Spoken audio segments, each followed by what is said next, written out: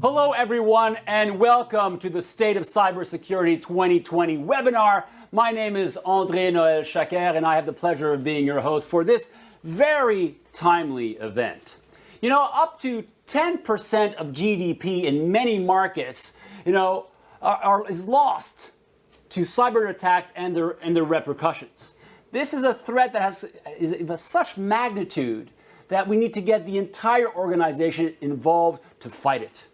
We are in a relentless battle to fend off attacks from actors who have become increasingly sophisticated. And we therefore need to continuously share the latest information and best practices on how to keep our organizations and companies safe and cyber secure. Today, we'll be talking with two world-class experts from F-Secure about the latest information on both the attack and defense side of cybersecurity.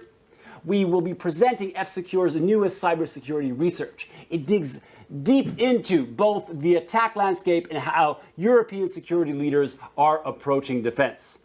During this webinar, we'll share the 2020 research highlights that matter the most for you. 2,000 cybersecurity leaders from across Europe have shared their insights on their cybersecurity priorities, strategies, and budgets for 2020 with F-Secure. We will present and comment these results throughout this webinar, so do stay with us until the end. At the same time, F-Secure has collected invaluable attack landscape data from various sources such as honeypots, spam traps, and customer detection telemetry. So we have 40 minutes time today, and if both of the researchers have a lot of data. So these reports are also available in the written format. And if you want us to send you these research, please go to the following URL, and we will send these to you through a link in your email. Okay? So it is, of course, at the end of the day, not just the data per se that is important, it's also the insight behind the data. And this is why we're having our webinar today. We have two F-Secure frontline cybersecurity experts here to provide us with the insights behind that data. So our first expert has worked in cybersecurity in this industry for some 17 years. She started as a malware analyst during the time when malware outbreaks caused by network worms was commonplace, and has seen threats evolve together, with the evolution of technology. And she has worked with different types of cyber threats in her career and is now leading the unit in charge of the protection services behind F-Secure products, the Tactical Defense Unit. Christine Bajerasco, welcome. Thank you, Andre. And our second expert for our webinar today has decades of experience working in the IT industry. That experience has made him passionate, as we will soon see, about bringing security solutions to customers. He joined F-Secure already 15 years ago in 2005, and since then he's played a key role in developing several F-Secure's current offerings, including F-Secure's various B2B products and services, and F-Secure's popular Freedom VPN for consumers. Janne Pirtiahti, tervetuloa, welcome. Kiitos. Thank you, Andre. All right, let's kick it off with our three subjects today. We're going to be talking about malware, we are going to be talking about phishing, and we're going to be talking about targeted attacks. So let's start with malware, and let's start with you, Christine. So give us an overview of the trends in malware for the year 2020. So 2020 is actually quite interesting, not just in the real world, but also in the world of the threat landscape. For instance, in 2020, ransomware gangs have become more bolder. They become more brazen in targeting organizations that are actually quite high profile. And more than just getting the ransom, now they are involved in trying to exfiltrate data. And for instance, if the organizations end up not paying the ransom, they can actually scare them into trying to expose the data publicly so that they could potentially incur GDPR fines. So they're using different types of techniques in order to try to get the ransom payment, for instance. And coming to these ransomware attacks now, how they are deployed into the systems is actually also changing. So before, we had this type of automated ransomware attachments that they are just attached to emails, and then basically the target user, the victim, can just open them and execute them. But now what's attached to emails are actually what we call first stage payloads. And the purpose of those payloads is just to download another malware, which could be used to distribute another malware. So these attacks now are not happening in an automated fashion. It's a combination of automated attacks plus attackers who are actually trying to get information from the system in order to deploy another malware into the system. And of course, 2020 is incomplete without the COVID-related attacks. So what we can actually see during this year was that for COVID, whenever you see that the threats, the information regarding COVID in the real world is spiking because the number of infections, for instance, of the virus in the real world is rising, parallel to that in the threat landscape world. So this is data that we have taken from our malicious email spam, which is mail spam. And we can see that the different types of threats were congregating their themes under COVID. And when you see a spike in the real world when it comes to COVID threats, you can also see a spike within the threat landscape when it comes to COVID threats. So you can actually see that there's a first wave and kind of a second wave as well in here. Wow. So virus in the real world biologically and also compounded Indeed. In the digital world. Incredible. But take us back even further. I mean, how has this evolved over the past few years? So one thing that has spurred this evolution, so for example, these are threats, ransomware, high-profile information that are happening this year. So Ryuk ransomware is one of those that's heavily popular, one of those that also exacts the highest amount of ransom payment that we have seen this year. And this is heavily spread by a malware that we call Emotet. Now, Emotet historically has been a banking Trojan before, like around 2014. They started with just stealing a user's credentials from their bank accounts whenever they try to input those, and then sending those to an attacker. But through the years, they have discovered that going sort of B2B, like selling towards the attackers rather than going directly to their targets, is more beneficial financially. Because what happens now is that instead of being the malware that gets credentials, they now start to distribute another malware which can perform other things. So Emotet, even though still spread via email, when they infect a certain device, they can contact a remote attacker, and that remote attacker basically can do lateral movement, for instance, moving from one machine to another in the network. Or they can install another malware, for instance, like TrickBot. And then TrickBot is then used to profile a certain device that it infected and other devices within the network. So the combination of these two malware now shows that, okay, this is a type of network that could be interesting. This could be a high-profile company, for instance, and maybe, just maybe, if I deploy a ransomware in them, they would be more willing to pay.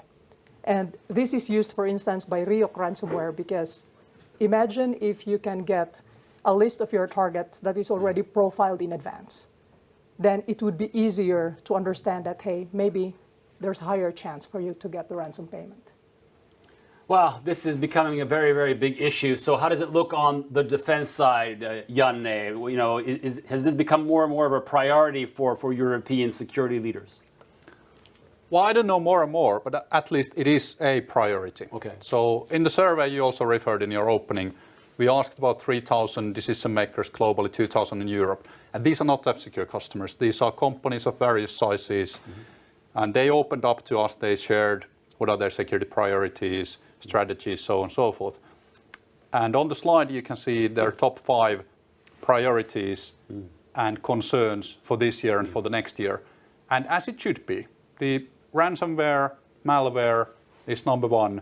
There. Still, like in my social media bubble, about a month ago, it was a big thing that Garmin got hit by ransomware, and their watches and sports computers of the people didn't work, while maybe the bigger thing was the aviation services of Garmin. But still, these things happen. They are real. They are everyday threats.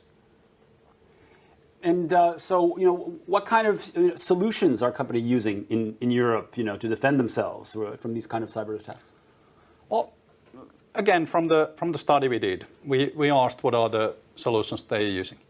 And top 10 solutions, here on the slide, you can see very traditional solutions, firewalls, spam filters, corporate VPNs, of course, endpoint security, and so on and so forth. As it should be. Like, these are the basics. They should be in place. They are in place, and they are taking a good care of what we call like mass attacks, the commodity threats. The basic good old malware is largely prevented, protected by these tools and methods. Maybe on this top 10 list, actually, let me go back there just quickly. So maybe one thing that is noteworthy here is that this was done in April, May, so kind of COVID era, as we now can call it.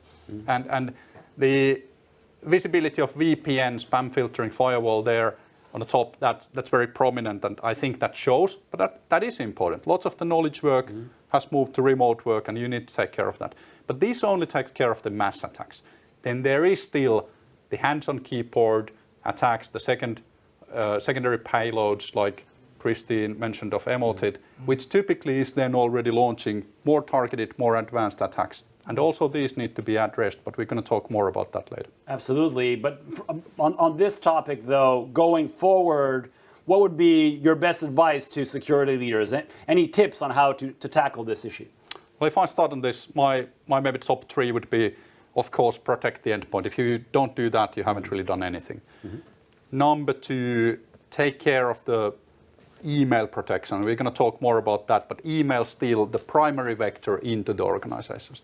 And thirdly, also take care of the vulnerabilities, patch management, make sure you're running latest software versions, because by that you can just decrease the attack surface, and attacker has way less to work with. So you increase your security posture, so to say. It's valuable. Thank you. I would like to add a little bit to what Janne has said regarding backups, because ransomware is actually quite heavily infiltrating different types of organizations nowadays. So when it comes to backups, it is important for organizations not only to have backups, but to have more robust backups, for instance. Because when you have a backup that is always connected to your network, ransomware could also, encrypt your backup. So basically having backups that could disconnect potentially from the network after the backup session is done would be very beneficial. And I would like to echo what Janne said related to these EPP, these endpoint protection products that could protect your endpoint, because more than 90% of the threats that we see today are, as Janne mentioned as well, commodity malware. So basically, there are things that just go out there and you can protect yourself already at the very beginning with having just these simple security products. And why bother to clean up after those? If such a product would only protect you already from the beginning, then you can focus to the rest of those attacks that are actually harder to detect and harder to clean up. Sounds like very sound advice. Thank you so much for that. But let's move on to phishing and how we can protect ourselves against phishing. Again, I'll ask you, Christine, to kick us off with some trends about phishing for the year 2020. So phishing is, it's a threat that has been around already for almost 2 decades. It's something that sometimes people even feel like it's boring because it's phishing, but there's something very interesting maybe or very effective about phishing, because even in your mobile device, I mean, if you click a URL, it opens a browser. So no matter how secure a device is, phishing is always one area where the attacker could potentially get through. And for instance, we have seen nowadays that the more a certain service is gaining popularity, there's a tendency for that to be phished. So it's not only affecting financial institutions, it's affecting everything that has credentials that could potentially be used by the attackers. So Office 365, for instance, Microsoft Office 365 has been gaining popularity like quite a lot with different organizations. And we have also seen that phishing that is targeting Office 365 has increased by more than 50% since last year. That's a big increase. It is. Yeah. It is. But would you have more practical examples of phishing lately? Maybe something closer to home. I have received, so this is actually a screenshot coming from my phone, and I've received this screenshot. I would receive this message around 3 weeks ago, and it says that it comes from Posti, which is the Finnish mail service. And it says here that I have a delivery, which is not unusual because especially during this COVID era times, a lot of people are getting deliveries at home, including me. And for instance, let's just say that I believed that this came from Posti. I didn't believe it, by the way, but if I believed it and I clicked on it, so it will show me this page, which tells me that, okay, I now have to pay for the delivery of this order that I supposedly have. And let's say that I believe this and paid and wanted to pay for the delivery. So the next page will show me that I have to input my personal information, which is typical when you are actually paying via credit cards. And at this stage, this is already my personal identifiable information that could be given to the attacker. And then finally, it will give me the page where I can input my credit card number and CVV. So what happens with data like this, if you end up inputting your information, is that they typically get collected together and then sold as huge data dumps in the darknet. However, this is also the way where they can find high-profile people, which could also be a potential start for a targeted attack. I look at this, and unfortunately, I have received something similar. So it's all over the place. But I was also as smart as you are. I didn't go further than that. Actually, you went further than me, to be honest. But no, I won't talk about that. But for research purposes. Yeah, research purposes, yes. I completely understand that. But now on the defense side, Janne, phishing comes usually through messaging and in emails. Is that now a priority for security leaders in Europe? Well, back to priorities. It came fourth on our survey. So very high up there, as it should be, as it should be. But I would like to point out here, this is not, and rightfully so, their priority is not email per se. The priority on the slide, it's ensuring the security of cloud-based collaboration applications. So it is email, but it's equally stuff like Microsoft Teams, Zoom, file sharing on the web, what have you. So it's all of that because, as said, work has actually changed. In the COVID era, more and more stuff is done online. Microsoft 365, according to Microsoft data, almost 300 million paying users. Microsoft Teams, 75 million users globally. So these are huge numbers. And it's easy to exploit these, and also noteworthy that when you are doing stuff on your mobile handset, like many are, I think I do more than 50% of my interaction on mobile. You have very little estate. It's very hard to check URLs and be smart. Like on computer, you have that chance, but on mobile, even quite educated user is easily fooled. So what's our response to phishing? Like if you're a security leader in an organization, what's your best response to phishing? It's a great question. Of course, just protecting your email is simple. And according to our survey, 43% of the companies are doing email security. So that is there. I think maybe even more of them are doing it to some extent, but maybe this refers to kind of traditional world, if you will, where the email security was taken care of by a gateway solution. And now that most of the email has moved to cloud platforms, Microsoft, Google, they maybe associate that with something different. But there, I think it's good to note that even if the platforms do have fairly good security functionality, especially in terms of spam filtering, I think these platforms do a great job. But more advanced filtering and filtering of URLs, doing sandboxing on URLs, that's actually lacking. So that's one thing that should still be taken care of. And another thing is that you can do quite a bit by just increasing security awareness. Good thing is that this also came up in the priorities. So it was fifth on these top priorities for the companies who responded our survey. So educate your users and make them understand that you can't just click everything left, right, and center. And that's just continuous work, isn't it? Absolutely. Yeah, absolutely. Well, We're now moving on to our third and final topic today, which are targeted attacks. Again, I'll ask you, Christine, to tell us, what did the trends look around targeted attacks for the past year? Well, targeted attacks has kind of always been targeted at the very beginning. So these are the ones where the advanced persistent threats actors are actually trying to really go for a certain vertical, even before knowing who they want to go for under that vertical. So a month ago, we published a white paper in F-Secure Lab's site, and this is about the Lazarus threat actor. So this threat group at the moment, so I'm saying at the moment because this could change anytime. So at the moment, they're targeting the cryptocurrency vertical. And what they are doing is, well, of course, for financial gain, because cryptocurrencies are quite valuable financially. And when they have managed to infiltrate the network of their targets, what they do is they try to exfiltrate information, so they take information away from that network, and then they also try to install backdoors so that they can perform more activities into that target system. And how this begins, so the infection vector for this is what we call spear phishing.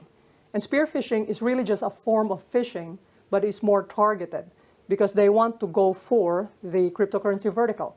So what they have done is that using LinkedIn, so for instance, what we have investigated, they have used LinkedIn as an initial message, and then there should be a document that they have sent via this messaging platform. And then after that, when the potential target opens a document, because it's LinkedIn and there's probably a job being offered, so this supposedly job description is actually the decoy information that the target person sees. But behind the scenes of this document is what we call a macro code.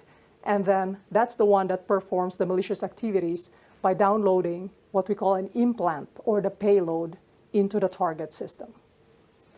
I'm going to be a lot more careful with my LinkedIn messages from now on. Thank you very much for that for that insight.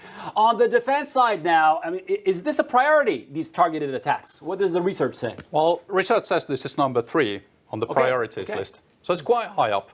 But it's not that everybody has acted yet. So we know that, well, according to our survey, 29%, I've checked quite a few other surveys, so it's always currently around 1/3 of companies have invested into advanced threat protection. So there is still good 2/3 of the market who haven't done anything. But out of those, we know that 42% are about to. So for them, it is the top priority right now, today, this year, next year, as it should be. Because it's good to understand that really everybody can be and everybody is a target. People too easily think that as a small company, I may not have anything interesting. So why would I be a victim of targeted attack? Nobody bothers to target me. But actually everybody is a target. We know that everybody has bank accounts, credit cards, customer information, proprietary intellectual property, something of interest. Or even if they don't have any of that, they are trading with somebody who has really valuable information, and then they are used as a stepping stone to attack that actual victim. And we've seen real-life examples of this fairly recently, maybe 2 years back around that time. In UK, we saw 2 very high-profile cases. British Airways and Ticketmaster UK, their customer data, credit card information was stolen from their web-based transactions, but neither of these companies was breached. Not BA nor Ticketmaster, but actually who was breached was the online chat help supplier who happened to supply both of these companies. So the chat supplier was breached, and this is what we call a supply chain attack. So the adversary was after BA and they were after Ticketmaster, but because these are hard targets, they are securing their systems very well. They went after somebody who is providing something to these companies and who was much softer target. And this we see happening time after time. And this is why also rather small companies should really care, and large companies should care that their suppliers care. Exactly. So, I mean, this is getting more complex and fragmented. So, is this something that companies can fend off by themselves, or do they need help? Well, some can, and to an extent, with good automation, endpoint detection and response tools, you can get quite far on your own, but more and more companies opt for services. So according to our survey data, already 2/3 of the companies are using security service, at least as part of their mix. So they are using products, just purchasing licenses, operating those on their own, but then maybe on the side or entirely they are relying on service. And maybe they should. So, can you specify why organizations choose managed or outsourced services? Well, we asked, and then this is what they say. So 36% of them say that we use outsourced services because of 24/7 availability. 26% say that this is just a strategy, that we want to use services. Surprisingly low number, in my opinion. 24% say that they lack enough of internal expertise. But this, I actually believe, that is and probably should be the primary reason. The truth is that when dealing with really advanced threat actors and adversaries who are professional organizations, you need very skillful defender as well. So when defending against hands-on keyboard attack, you typically can't acquire enough skills to small or medium-sized organizations to really take care of this properly. So you might want to look at services, whether it's directly from the security vendor, like F-Secure or somebody else, or from some other supplier who is using tools from F-Secure or somebody else. But do consider this option at least, that somebody can actually do this as a service, probably quite affordably even. And now I'd like to talk about the future. What are the future services and solutions, on this front? Before we talk about solutions, it's good to remember, where is the threat landscape heading towards? What are the attackers doing already today? And as we have seen in some examples earlier, we can actually see that these attackers, these threat actors, they're opportunistic. If one area no longer works, they will shift to another. So for instance, these ransomware threat actors, previously they were just spamming ransomware to whoever could be a potential victim. And then they realized that, okay, they don't really get a lot of ransom that way. So they have now moved towards targeting organizations that have higher capacity to pay. And even today, we can see that IoT devices, for instance, they are becoming more and more online, and the security posture of those devices are really quite low, especially since they are very new, they're very fresh technologically. So if we look at this threat landscape, this ever-evolving threat landscape, it's actually very good to see that even the organizations where we did this survey are quite concerned, and they put security awareness trainings, increasing that within their organization as of one of the top 5 important items. Because no matter how the threat landscape evolves, no matter how technology evolves, if you have people who are more vigilant and who understand actually what's happening out there and how they can protect themselves and their organizations, then both they and their organizations are going to be more secure and better off for this. Janne? Well, we saw the top 5 priorities list. We saw the top 10 solutions being used. I think all of those are highly relevant. The basics need to be in place, but I think detection and response has become part of the basics. So it's not enough to have just endpoint protection and collaboration protection. You also need to assume that you will get breached anyway. Somebody will make a mistake, somebody will get phished, and something will happen. So that's one thing for sure. Then we know from the survey, from the statistics, that companies would really prefer all-in-one security solution. Now, looking at the top 10 tools in use as of today, honestly, I'm not sure if it's realistic to expect that you could have everything in one solution, from firewall to VPN to what have you.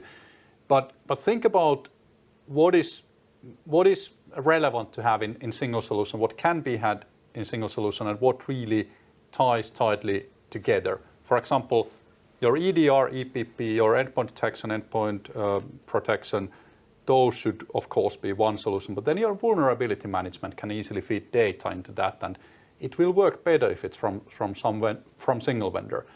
similarly, maybe your email or collaboration protection should be from that same vendor or in that same solution, so that your detection and response can use response actions that collaborate with your email and so on and so forth. But the single solution, absolutely, that's the future. More emerged protection and detection and response. And then also the evolution of services. More and more companies are using services and should look for the services, I think. Thank you so very much for that sneak peek into the future. Thank you also for sharing these great insights. I certainly learned a lot. I'm sure that many of you at home and at the office have learned a lot about the state of cybersecurity today. Remember that you can get access to all the data that has been collected. We only scratched the surface today. It was a good surface, but still there's so much more to learn in the research documents. So, you go to this URL and we will be sending you a safe email with access to the research. We really hope and trust that the data, the information, and the insight we deliver to you have been useful for you, and I hope that it'll create a basis for developing tactics and a strategy for a safer environment for you and the people you work with. I wish you a very safe end of year. Thank you. Thank you.